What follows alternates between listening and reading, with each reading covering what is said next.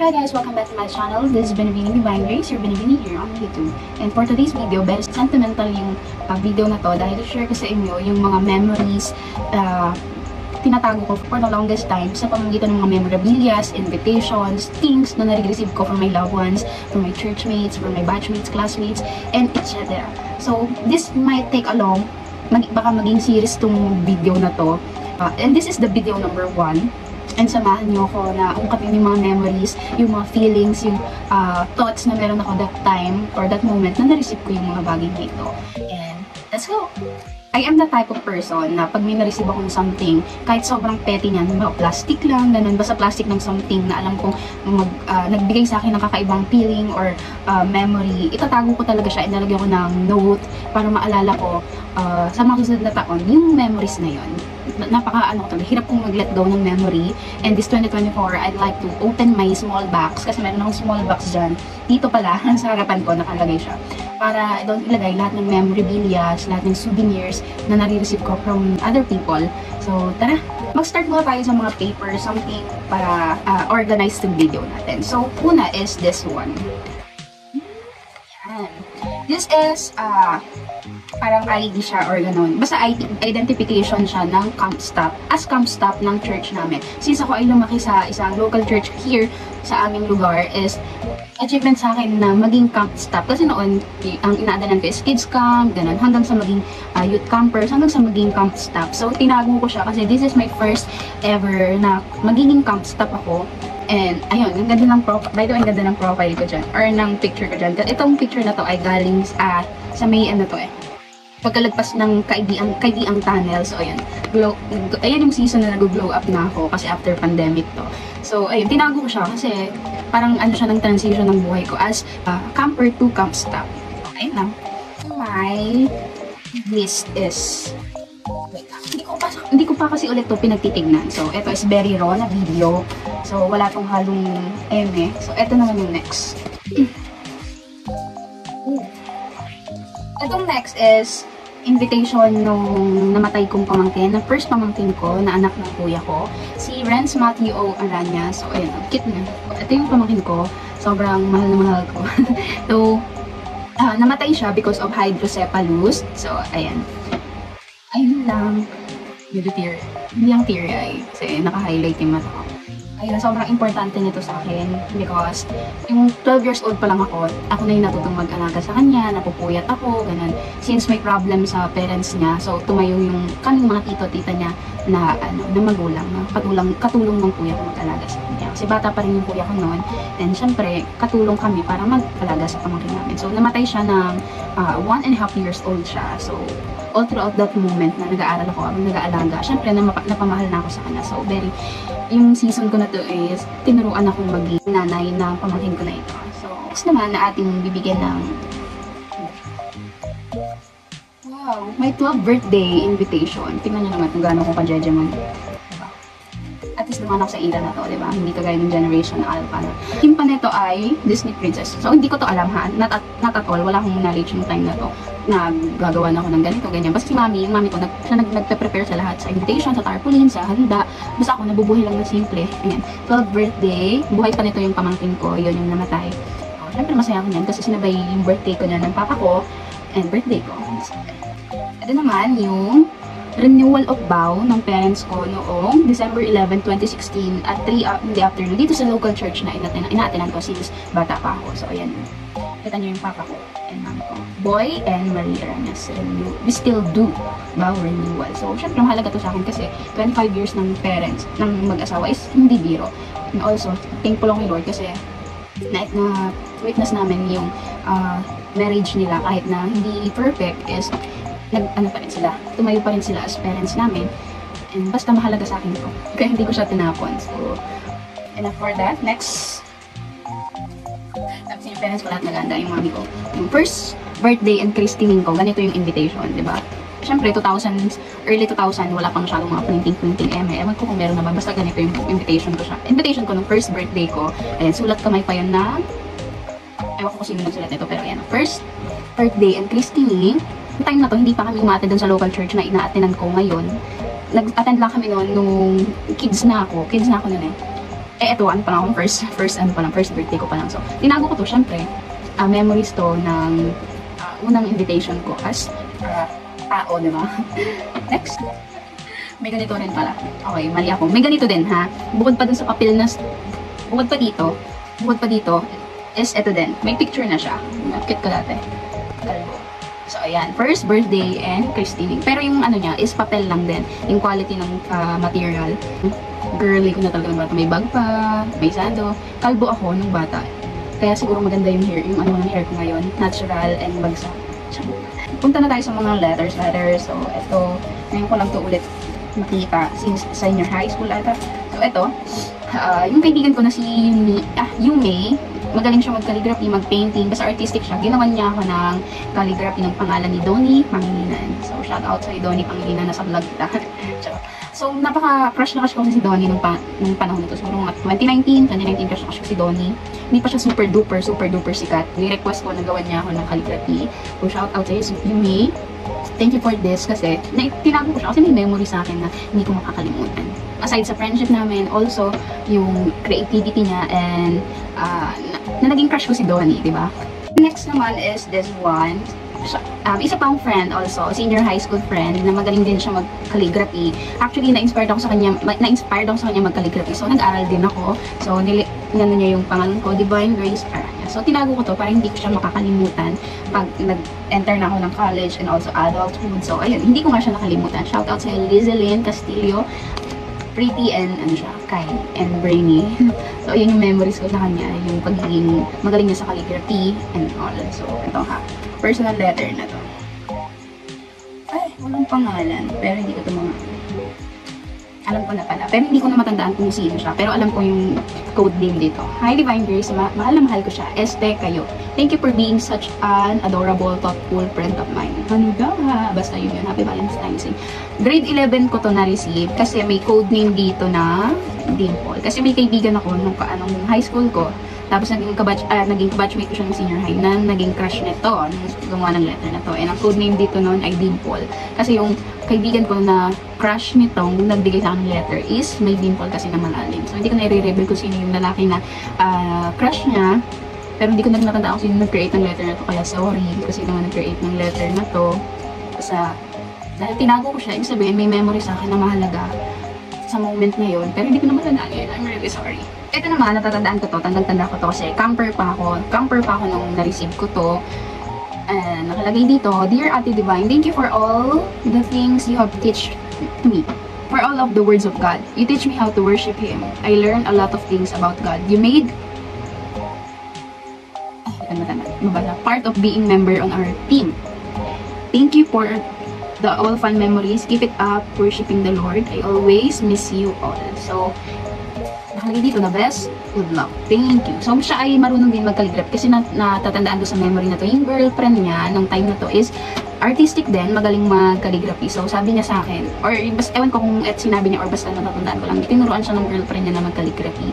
So, ayun. Ang pangalan niya ay si Josiah. Thank you for this one. So, tinago ko siya kasi syempre, naging memory siya sa akin na mahalaga that moment. So, yeah.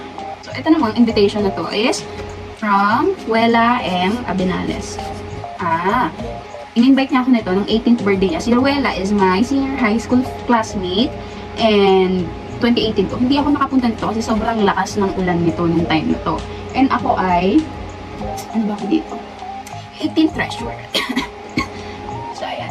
Diyan yung pangalan ko, Divine Grace. 18th treasurer ako. Hindi ako nakapunta nito kaya I'm really sorry, Ruela. Basta thankful ako kasi nabigyan mo ako ng maganda mong invitation with ribbon pa na black. Pero sobrang lakas kasi ng ulan ng time na yon. Tapos medyo malayo kasi siya.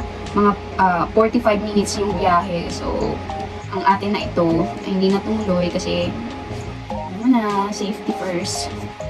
Thank you, Wella, for this 2018 pa to.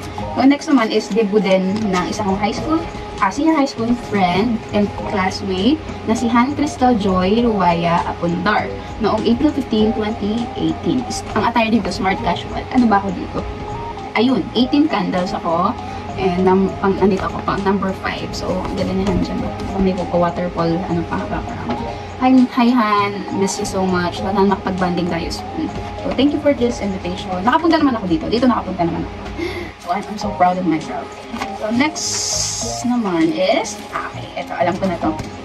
Invitation din to ni Myla Monton, my very good friend from senior high school. And then, okay, you're invited. Myla turns 18. Ang ganda ng ano niya, ng invitation. Okay. Diba? Lagi dito, Myla turns 18. Netong time na to, 2019, naka-attend din naman ako. So, proud ako sa sarili ko dyan. February 21, 2019. Ano ba ako dito? Ako ay 18 candles. So, wow, I'm so proud. Number 5. Pag number 5 ako, 18 candles. So, Myla, thank you so much. Hope we get to catch up soon. Kasi lagi kami nagpaplano yearly na mag-catch up. Pero lagi hindi natutuloy. So, yun. Kahit hindi natutuloy, ayun, nagkakaunawaan kami kahit hindi kami nagkakamit yearly. So, ilang taon na yun. Pero, alam kong soon, malapit na. Malapit na. Nafe-feel ko na. So, ayan, next naman is, so, tinago ko pala to. Baptism ng isa kong inaanak from Naik Cavite na si Justin Matthew Camposan. Thankful ako na pinagkatiwalaan ako bilang ninang ng isang precious na anak ng isang nanay. Justin Matthew. So, dito naman is, so may note yan. Order of exercises. Kami daw dito ay Asheret at Entrance of Processional. Yung mga ano namin, yung mga senior namin, graduate sila nung time na to, and isa ako sa Asher nung time na to kasi nasa student council ako nung college. So automatic kami pinagkakatiwalaan ng mag-work or mag-duty sa mga ganung event. So ay proud lang ako kasi naging isa akong Asher ng graduation ng mga senior ko. So ayun, tinago ko siya kasi may memory siya sa akin. Hindi ko makakalimutan. Next naman is medyo petty to, pero hindi ko alam bakit nilagay ko sa box na to. So, ayan. Yung face mask ni Ping Lacson. Si Ping Lacson and si Soto. Hindi ko alam ba't ko to tinago, pero honestly kasi ang binoto ko po ay si Ping Lacson as president. So, ayun no. Walang ibang explanation. Kaya pala, tinago ko din pala sa memory box ko yung binoto ko nung national election. So, hindi ko na siya ilalapit sa camera kasi baka makita nyo. Pero ayun, yung president na binoto ko talaga is si Lacson. So, nung further explanation, why? So, ayun, nilagay ko din, tinago ko din pala. Pero sabi naman, sobrang memory hoarder ko. Pati nga ito Voters Information Sheet, May 9, 2022, national and local election. Tinago ko din. Alam ko na bakit. Kasi that was my first time voting in national and local election. Okay, okay. Malapit na tayo, malapit na. Next naman is this one. Actually, box to Small box siya na tinupe, gano'n. And alam ko na kahit hindi ko pa ito bulat-latin, alam ko na kung kanino to. So, di ba naglalagay ako ng notes, di ba? Yung luma na yung pen na ginamit. From Diane Carla Rabusa, given on August 22, 2022 at International Convention, Kabsu, Maine. Ito nga pala yung box. Tapos yan, meron siyang ribbon, ganyan. Ang laman nito is puro stickers na aesthetic. Tapos meron siyang necklace. Sa may necklace na binigay sa akin si Dayan. Bali, marami kami binigyan ng mga ushers dun sa graduation na sinasabi ko. Binigyan niya kami nung time na yun, nitong box na to. So, thank you so much Dayan. Napaka creative. Sobrang creative niya talaga. Blessing si Dayan sa buhay ko kasi na-inspired ako na sa kanya na laban lang yung laban sa buhay. Palag lang man palag. Anumang mangyari, anumang pagdaanan natin sa buhay. Palag lang. Itong note na to. Ito binigay sa amin nung namin, student council president ng time na yun. Kasi so, ako kasi ang assistant secretary, so kailangan ko talaga ng mga notepad o ganun mga kailangan. So ayun yung mga naging laman niyan, yung mga bagay-bagay na dapat kong maalala within our term.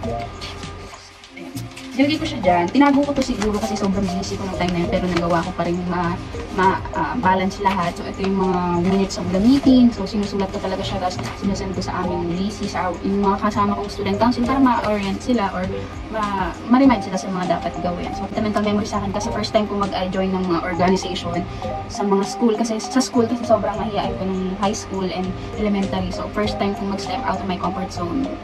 Yun, sa pamamagitan ng student council. So, na-take risk ako. So, last na to, ng mga papel, di ba? Sa mga papel-papel na bagay. So, itong papel na pala na ito, pinalagay ko sa Pape Melroti. Nagustuhan ko yung mga, may era ako noon na gusto ko yung Pape Melroti na, na store. Basta anything ko, ano ang binibenta nila doon. So, nagustuhan ko ito kasi nakagay, do all things with great love. Tapos, dito ko nilagay yung favorite ko kasi manood ng K-drama, di ba? So, yung kakalabas pa lang ng startup noon, meron na akong lesson learned. Ayan. Actually, madami to pero hindi ko na natapos. Bakit? Pero yung mga natutunan ko dito, start a business, investing while you are still young, start while you don't have a family or obligations yet, wealth grows over time, make time as your ally, never let someone's opinion become your reality, your chance of words and character matters, and etc. So, ayun, thank you so much, Startup, kasi na-inspire din ako magpatuloy, diba, kahit na ano yung pagdaanan. Hurdles na pagdaanan is go lang na go sa pangarap. Kaya nakapag-start up, yung start-up ng business niya. So, next naman, last 3 na to is, itong bag na itong Baguio City. Na-receive ko to nung nagkaroon kami ng tindahan dyan sa highway. Sa isang asawa ng pulis. Napunta sila ng Baguio ng asawa niya, binigyan niya ako. Pero hindi ko naman siya nagamit. Gusto ko lang kasi siya as itago. Kasi, di ba, sobrang memory holder ko. So, thank you so much for this. And, ito naman, kalagay dito is, don't worry about anything, instead pray about everything. Philippians 4:6, amen. So, isa siyang bag. So, yun. Made up of sako. Sak. Ang cute niya kasi, parang ayoko siyang masira, mawala o gano'n. Siguro at some point ng buhay ko, nagamit ko siya kasi nadumihan siya dito sa likod. Pero tinago ko na lang din siya after. Kasi, ayun nga, ayoko magkaroon ng further damage kasi may memories na lang. Bali, ang gumawa pala nito is yung churchmate namin, si Kuya Monmon. Meron kasi siyang business ng printing and etc. So, ayun. Tinago ko siya. Parang memory. Bali, may ano pala to. Souvenir to nung aming, I think, fellowship or youth camp. Basta mga parang ganun. Basta about just church lang. Church gathering, ganun. So, last one is this one. Bear with me, pero hindi ko talaga maalala kung sino nagbigay nito sa akin. Basta alam kong ka-churchmate ko nagbigay nito sa akin. So, alalahanin ko na lang kung sino. Kasi sobrang hirap mag-recall ng mahirap mag-recall ng pangalan, pero naaalala ko pa rin kung paano ko siya na-receive. Pero yung nagbigay, medyo maano na sa brain ko, hindi na kayang i-recall. Basta tanghali to, na-receive ko sa kanya, tapos naka-white na dress ako. After service ko siya na-receive, tapos yung inabot niya sa akin, tapos yung nagpa-picture ako, tapos pinost ko siya sa Instagram. I mean, ni-story ko siya sa Instagram, so babalikan ko na lang para maalala ko kung sino nagbigay nito sa akin. Sobrang ano nito, sobrang cute, tignan nyo. Made up of ano lang siya, plastic. Plastic pa yan. So, ayan, basta made up of ano lang siya. Hindi siya tela eh. Basta plastic. Tapos, wala siyang zipper. Diretso na siya ganyan. Feel ko, gagamitin ko to in the near future pag nagdagat. Para lalagyan ko lang siya ng cellphone. So, ganyan lang siya. Lalagyan ko siya ng cellphone or pera. Basta something magaang lang siya. Kung tinago ko to, syempre, kung sino ba naman ako, diba, para mabigyan ng ganitong ka-precious na gamit. Tignan mo na yung shell, kinabit dyan. Sobrang aesthetic niya, tapos environmental friendly kasi made up of plastic, tapos ginawa siyang bag. Kung nagustuhan niyo itong video, ay kindly like, subscribe, or anything. Comment down below kung ano pa yung mga gusto mong makitang video. So, this is the part 1. So, may part 2 pa. May part 3, may part 4. Hindi ko na alam kung ilang part to, pero sobrang nag-enjoy ako sa ganitong vlog kasi nare-remind ako ng mga memories ko from my past. So, good memories from my past. Ayun lang. So, don't forget to like, subscribe, and click the notification bell, and check my socials, Facebook, Instagram, TikTok. So, for more updates on my life. By the way, I am already a registered criminologist, and I thank the Lord for that. Kasi last year, iba yung pinagdadaanan ko, nag-undergo ako ng matinding, I don't know if it's already depression, hindi ko pwede i-self-diagnose ganun kasi hindi ko na alam kung may patutunguhan pa ako. Pero ngayon, September 14, ay registered criminologist na ako by the grace of God. So, gagawa tayo separate video about that, ano yung journey na pinagdaanan ko from undergrad to becoming a registered criminologist. Para ma-share ko sa inyo yung mga experiences and lesson learned na tinuro sa akin ni Lord and everything under the sun. So, thank you so much guys. See you on the next one.